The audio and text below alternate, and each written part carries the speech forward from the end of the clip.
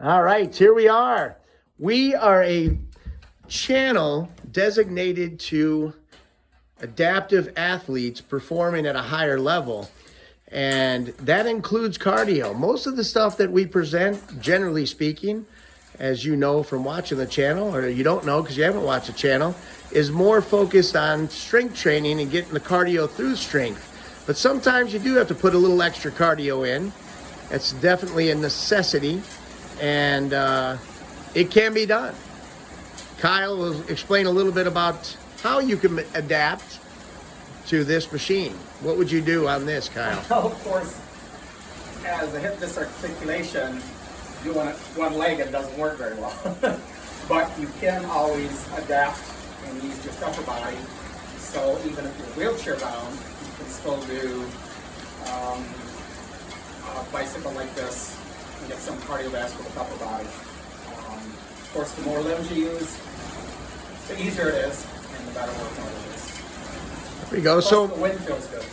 and the wind, yeah, the old-fashioned Airdyne is a nice bike.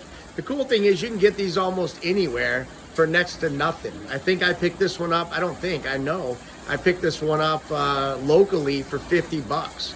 And at the time when I was buying it, there was probably 15 or 20 of them available for $50. So you have no real excuse not to use it. Absolutely. What was I going to tell you about that? But yeah, basically the point is it can all be done. Now, there's lots of different ways to get your cardio in. Most people are going to recommend anywhere from 15 to 60 minutes.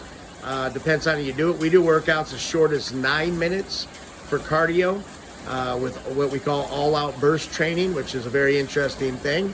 You go along at a leisurely, strolling pace, and then for a given amount of time, you burst.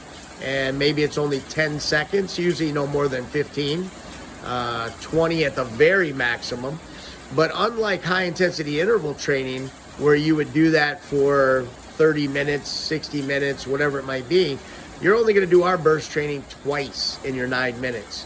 So it's not a lot, but you go really, really hard for that burst, and you get the equivalent cardio of basically a 45-minute run if you do it right. So pretty cool stuff, but there's nothing really wrong. I mean, we can talk about it. You see it on all these blogs and different things about how high intensity cardio is terrible for you. And it does play a negative factor in certain areas. But you know what? If you will enjoy going out and bursting for 50 times in an hour, then I guess it's getting you out there. So why not keep doing it, right? But for maximum fitness, not really necessary. Now again, would depend on the sport as well. Different sports are going to require different levels of intensity. So that's really what it really amounts to. Just get on, do something. And some people will say, hey, I can't do the bike. Maybe I can't get out of the wheelchair at all. Like I'm in the wheelchair. I can't do the bike. But you've got arm machines that you can use. You could do this one. Yeah, but if you couldn't get out of them, but you could sit in the front and pull those handles. So there's always an adaptive way to do it, something that you can modify. And we talk about that all day long, every day, about modifications. That's what it's all about.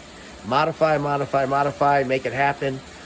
And any other tips you want to throw in here, Kyle? Nothing. Nothing, that's it. Just get going, right? Get on something. And we've got some other videos out there on other machines, so take a peek at those and different exercise equipment. But there's lots of options. Just make it happen.